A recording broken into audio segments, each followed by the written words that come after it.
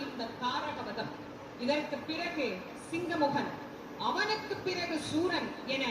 இன்னும் பல ஆயிரக்கணக்கான அசுரர்களை சந்தித்தாலும் என்றைக்கும் முருகப்பெருமான் அமைதியாக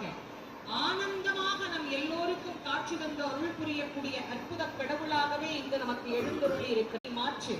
இவை அனைத்தையும் நீக்கிவிடு என்றும் அந்த தலை அசைகின்ற வேகத்தை பார்த்து நாம் ஏமாந்து போய்விடக் கூடாது, இது நிலைத்து நிற்கும் என்று ஆடிய ஆட்டத்தை எல்லாம் அடக்குவதற்காகத்தான் ஆடல் வல்லான் ஒரு குழந்தையை பெற்று அனுப்பி இருக்கிறார் என்பது தாரகனுக்கு அப்போது தெரியவில்லை.